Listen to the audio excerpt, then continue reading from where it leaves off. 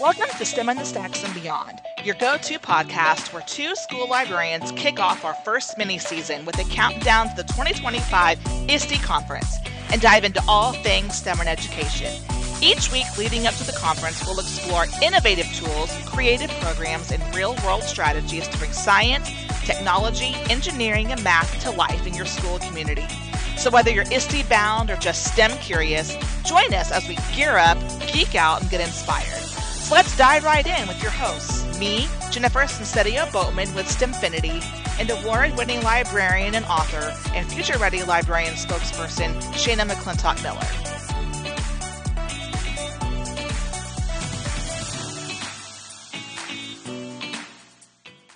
Well, welcome back to, I believe this is episode 4 that we are going to be doing of STEM and the Stacks and Beyond as we are counting down to ISTE. And today we have on this episode some movers and shakers in EdTech. I actually worked for Irving ISD back when I taught middle school back, I guess, 2010, between 2010 and 2012. Maybe it was, 2010, 2012. And they were ahead of the game then. So you can imagine what they are doing in 2025. And so I have brought my friends from Irving ISD on board because they are going to be presenting at ISTE this year. So I wanted to share what their sessions are going to be about and what they're looking forward to. So let's give a warm welcome to Sylvia Huber from Irving ISD and James Tiggeman from Irving ISD, and they're going to chat with us about all things ISTE in Irving. Thank you for having us. First time podcaster right here, long time listener. Yes, thank you so much. Nice. So my first question for you guys is, obviously you guys are presenting, which is a huge deal to be accepted to present at a conference like this. So tell us what you're presenting, what sessions you are, and all the things people can find you. This is Sylvia's brainchild, so please go first. Yes, thank you. So this Wednesday, we are going to be presenting on harnessing AI and really utilizing it to its biggest potential. So really, we're centering on the power of the prompt, because I think, back in our generation, I say this, that we have been taught about Googling and how to Google and just different search terms. And if it's not in the first three links, I'm done with my life. But really reframing that idea of just putting in key terms and then actually having a conversation with AI to utilize and maximize that workflow. And so actually that reframing is going to help us save us time. And we really hit on that, even in the years that we've had, within the district and otherwise, the field of education itself, we are losing so many teachers because of that extra workload and because of just that fatigue. And so being able to utilize AI in a purposeful manner with high quality resources and save them on time is huge. And it's, again, just that mind shift of, Googling terms and having a conversation, but an educated conversation of not just accepting AI for what it is. So we're very excited about that. And for people to learn from us, because we had a lot of pitfalls, and for people to learn from our successes and our pitfalls. We always joke that when we're presenting, we go in thinking that people come to us ready to hear about how successful we were in all of our steps. But really, people are there to hear, what mistakes did you make so that I can avoid them? And Yes. So I think what's interesting about this session is that it's less curricular based and more efficiency based. It's more the how behind the why. And it's something that we piloted with a elementary school. And it's great for us because we kind of get to take credit for them being shown how to use a resource and then just taking off with it themselves. And they're making small groups and they're differentiating and they're finding exactly which TEKs need to be targeted exactly 8 weeks before STAR. And we're in Texas, so STAR is our state test. And so 8 weeks before the state test, 4 weeks, 2 weeks, we really just helped them learn how to use it and then let the teacher experts be the teacher experts. And that's something I love. We're really facilitating in this one. Now, did I hear you correctly? AI in elementary. AI in elementary. I think that is fantastic because so many times when I've been in sessions or we've talked about it, I've heard people say, well, I just don't know how that works in elementary. And I think it's so important that you guys are starting there. Because my funny AI story is, I remember a couple of years ago when I was tasked with learning more about ChatGPT, so that as in the librarian world, we can, teach our librarians how to, use it. I was sitting at my kitchen table and I was playing with ChatGPT. And at the time, my daughter was going in her freshman year of high school. And she looked over my shoulder and she was like, "Are you doing ChatGPT?" And I said, "Yeah." She goes, "Oh, you know about that?" And I turned around and I said, "You know about that?" So it just goes to prove that they are already ahead of us. We have got to get a grip on knowing about it, not being afraid of it because the kids are already using it. And if we are not teaching them how to be ethical users of it, yes, then it becomes dangerous.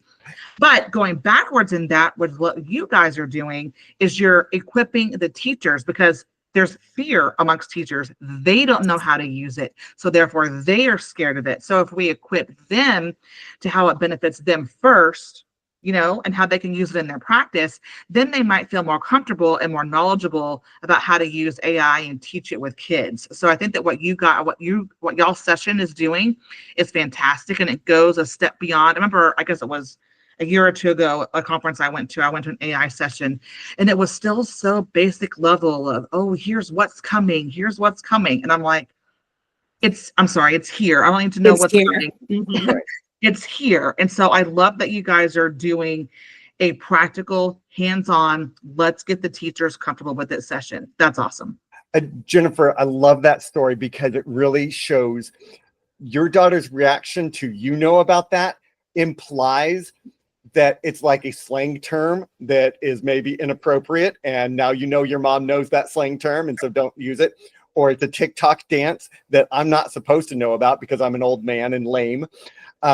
And so hearing your daughter say, about that, that shows exactly what the attitude is, because where did she learn that attitude? At school. She learned AI is cheating, AI is wrong, AI is bad, and I can use it, but I can only use it in secret. So love that we're bringing it out into the open and getting rid of that fear level for the teacher and then trickling it down to the student. Yeah, and that's the same thing with anything with technology, is you have to start with equipping the teacher first, whether it's AI, robotics, 3D printing, whatever it is. You have to get them comfortable first, so that they feel safe and secure using it, because for whatever reason, educators feel like we have to be the expert, and we don't have to be the expert. We have to know enough to be able to put it in front of kids and teach them how to use it ethically in anything with technology. And so I'm selfishly hoping I can get away to come to that session. So let us it's a record. Listen, chat. That's what the kids say. Listen, fam, listen, chat. It is a recorded session. So one, please come, because we have lots of 3D printed giveaways and laser cut giveaways. And two, also share it with your friends as a recorded session. Yeah, nice. So are y'all doing any other sessions or just that one?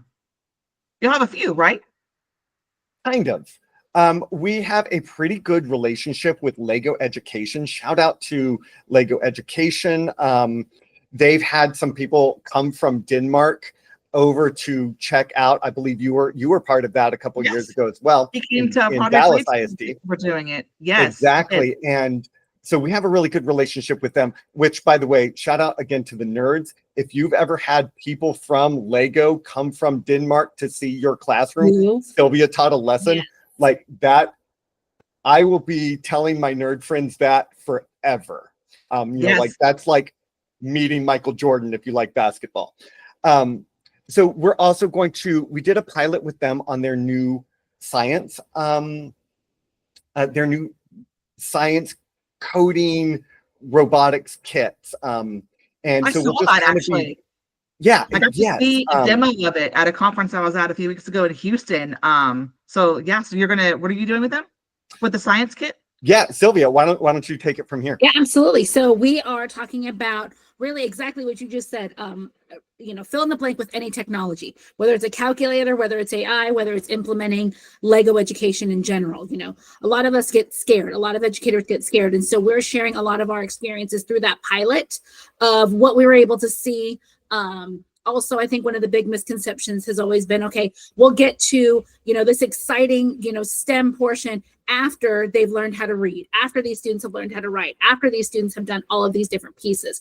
But Lego education, these lessons, and just what we've been able to do in Irving is show how we can utilize all of those lessons within standards aligned content.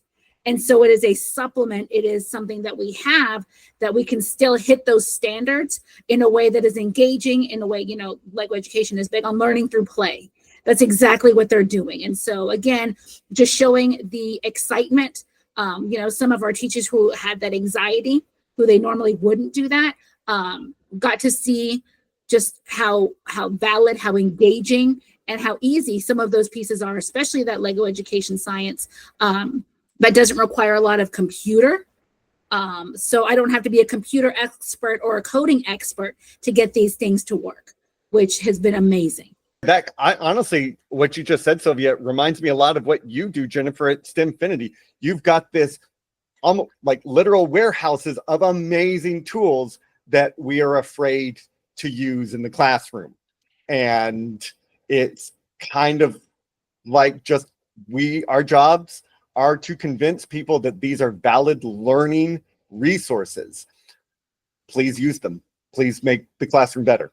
Well, and kudos to Irving, honestly, that they're even keeping a department like yours, a STEM and Innovation department, to where you guys are there to then go in and support people using it. I can't tell you how many times in my 20-year career in education, whether in any district I was in, because I've been in 3, and it's happened in all 3 districts, the district, buys some shiny new toy, without ever even talking to a campus, and it just shows up. No training, no anything. And it was a wasted investment because then it just sits there on the shelf, Mm-hmm. And so I think it's important that's what we do as STEMfinities. When you get something from us, we then support you through implementation to make sure that your teachers feel safe using it. But on the same note, that if you're lucky to be part of a district like Irving ISD, there are people on staff like you guys who come in and train you how to use it to support the curriculum. So many times people think that it's, technology or any of these things is something separate, and it's not. It's learning how to use it to support what you're already doing. It doesn't need to be its own block of time. It doesn't need to be its own thing. It should be integrated, truly integrated. And so it's super cool that Irving supports having a department like yours, because so many districts are eliminating those departments. And in 2025, that's just mind-blowing to me. That we don't have that. We're lucky to have the jobs that we have and have the struggles that we have and the challenges that we face. We're lucky that we get to do that every day. People come to your sessions thinking, how great it is. Right. It's That's my also point of view. for educators to say, hey, we messed up. Yeah. In any world, it is okay to say, it is okay, because sometimes the learning, as we tell kids to, the learning is in the failure. And back to how you said, Sylvia, about play, about the play comment that you made. There's a quote, it's Einstein, I've said it before, is play is the highest form of research. And so sometimes when people, district folks walk by your classroom for their little clipboard observations, and they're like, oh, they're just playing in there. And what I want to challenge those people is to take a minute and put your clipboard down, come in and listen to the conversations these kids are having, and tell me that they're just playing. They're not. And it truly is. And I think that we have gotten away from giving kids that autonomy to explore, to mess up, to go in there and tinker and figure things out. All the greatest inventions that we have right now, Facebook, all the different things. Michael Dell with the computers, that all came from someone tinkering in a room somewhere. Mm-hmm. We've got to let kids do that. So kudos to Lego Education for providing that. What I like about Lego, I'm going to give them a shout out. We don't provide Lego education products with Infinity, but of course, Single I'm source. still a huge, yes, I'm still a huge fan of Lego Education because it really is something that is teacher facilitated and student led. It doesn't really require a lot of teacher interaction. It is very much once you kind of introduce it to the students, they can kind of run with it. Those prime kits, they're very intuitive, and I love technology that works that way. Exactly. And looking at, I think we and we kind of hit on this earlier, we as educators have that responsibility of giving students that accessibility. I think that's huge because, especially, districts much like ours, they're not going to have $50, at home to buy a Sphero or to do, $250 for a Lego education kit. They don't have those resources. And so we as educators, okay, we're giving them that accessibility. And just like you said, Jennifer, okay, if this is teacher facilitated, this is student owned. Students are owning their learning. And because of that, we are helping to bridge gaps and we're not creating them, on our own. I think sometimes we unintentionally create our own learning gaps because we're afraid that our students can't do it or we are not the master of all the things. And so we really shy back from that. So as educators, we have to understand we are the like the only word I can come up with right now is portal. We are that door that is allowing students to come in. Yes, we are that part that is giving our students that accessibility, and we are helping to bridge those gaps. Yeah, I was driving through a very upper income suburb, and along the main drag, they had 3 brick and mortar standalone coding, like after school coding, like a dance academy or basketball camp, and in my neighborhood, like you're lucky to find a Kumon. And so there is a generation of kids whose parents can afford it, who are sending their kids to after school French lessons, violin lessons, and now coding lessons. And that's something that that's an equity issue. Every single person in America, every single child in America needs to have that opportunity. Exactly. And I think that is so important to hit that nail on the head is access. That's been my key word in all these episodes with everything I've ever done in my library career is providing access to kids. Funny comment about how going back to you guys starting with AI in elementary, I had kindergartners back when I started being a librarian in 2004, 2005. I had kindergartners making PowerPoints back then. Like if you don't have kindergartners making PowerPoints in 2025, you are behind. You are behind. I'm sorry. We're using Canva now, people. So, yeah, I was going to say slide deck. We don't even call them power. No, we do slide decks. Yeah, it's a slide deck, and so that's exactly right. We've got to start them young. Got to start them early, because quite frankly, they're already doing it. They're already making their own cap cuts, their own presentations, and it's time to. If you can't beat them, join them. How do you take the talent that they are already cultivating and turn it into a employable skill? Because that's all it is. Yeah. It is like I'm so impressed. I think there weren't a lot of great things, obviously, that happened out of COVID. But one of the biggest ones, we had second graders who, okay, they had to share the screen with us because they needed to take this test or have this online assignment. And so and our teachers as well, they increased in so many digital skills during that time because out of necessity, they had to. And so when we returned back to face-to-face instruction, a lot of it was like, oh no, we got to go back to, paper and pencil because everyone was screened out. And 100%, I get that. But having those kids create in a safe way. So something that we've done in our district is look at, okay, what are the platforms that we already have that are safe? So for example, we're not going to have our students, our elementary students, using chat, obviously, but there are AI features and programs within Canva, within Adobe that are safe, that, they have those filters on that they can generate their own image, that they can rethink how history is made. And that's what we're utilizing in a safer way to still, okay, we're not going to go the pendulum the complete other way. we're still going to utilize it, but in a safe way, and have students use their writing skills and synthesize what they're learning, because you only have, 240 characters or whatever it is, to generate an image. Right. Can I hop back to something? I had a thought, and this is like life-changing for me.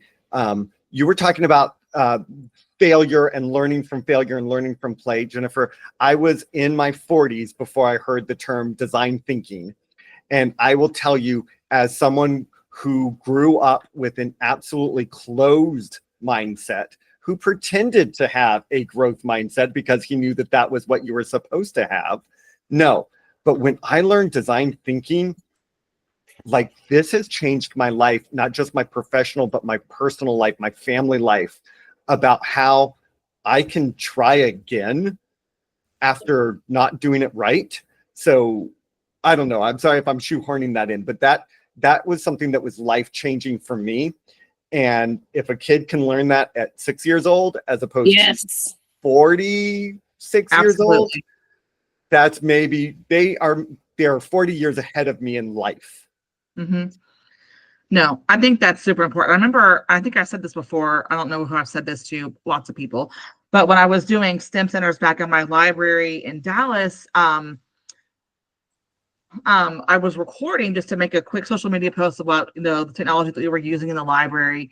And as I was going back to watch that video, to edit it, to post it, I was blown away by the conversations the kids were having. They were actually talking about, oh, no, try it this way, or, oh, man, how did you do that? And then they were teaching each other. And that's one of the, I forget what term it is that we use in education now. There's so many, buzzwords. Thinking, I don't know what is bloom, whatever it is now.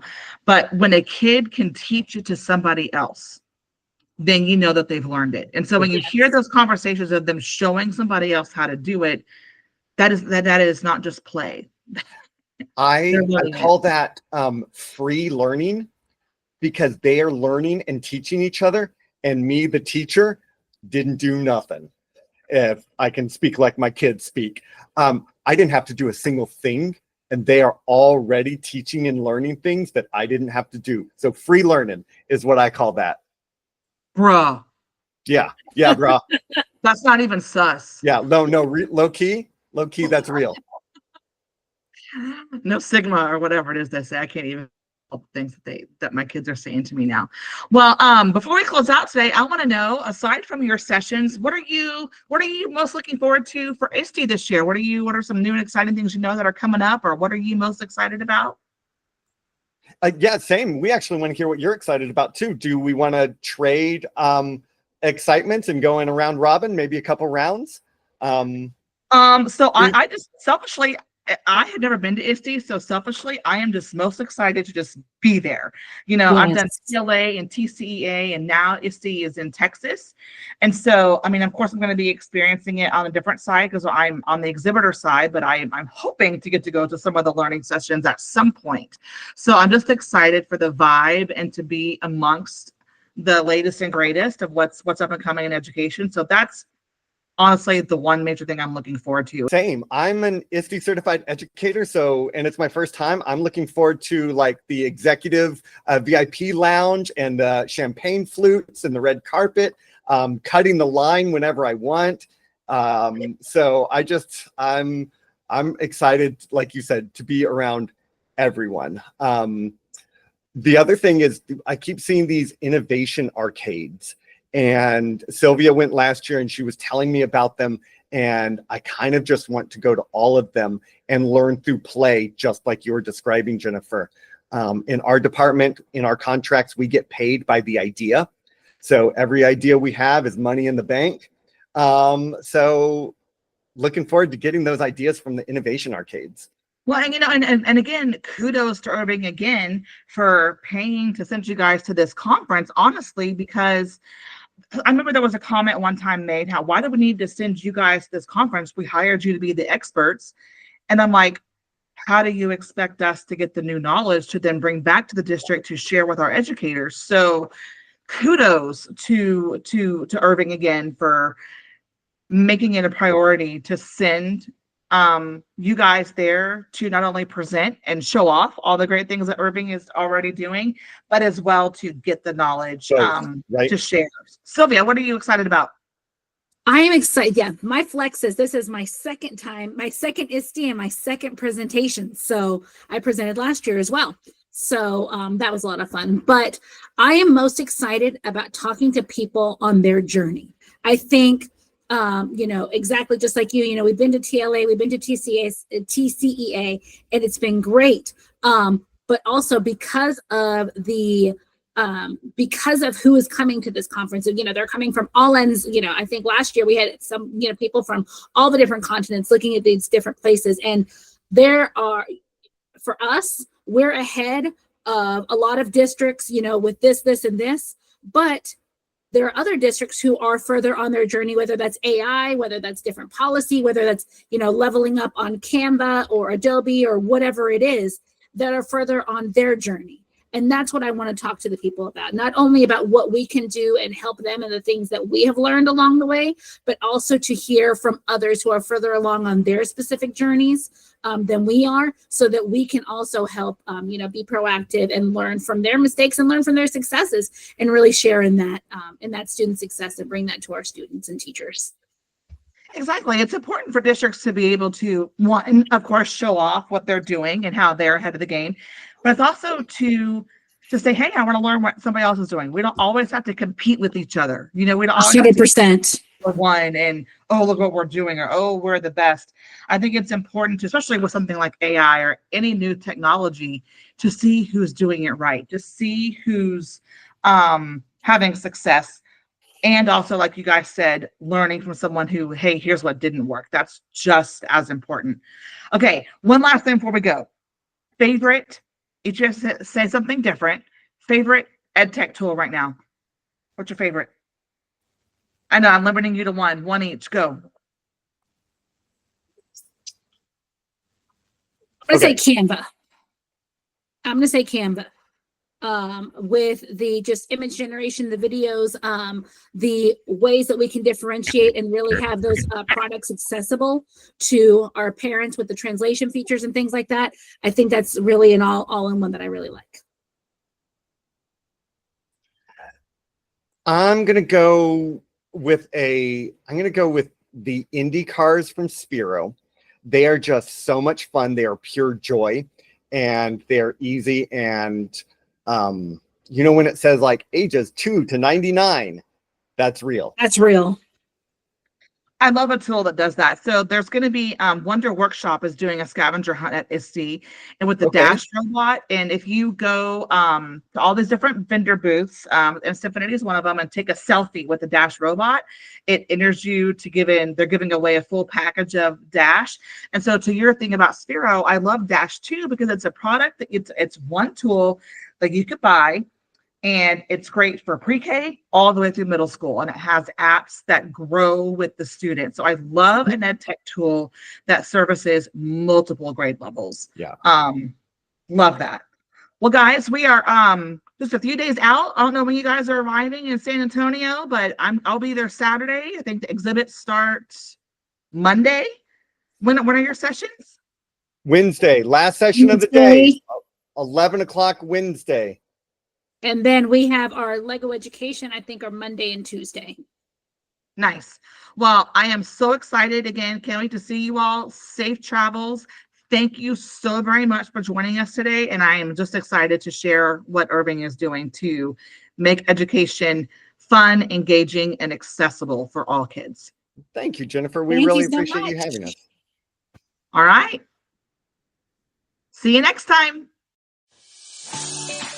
Thank you for joining us for this episode of STEM and the Stacks and Beyond as we count down to ISTE and explore the power of STEM in education. If you enjoyed today's episode, be sure to subscribe, leave a review, and share it with your fellow educators. Have questions or have ideas? We would love to hear a hoop from you. Until next time, keep innovating, keep inspiring, and keep stimulating your mind.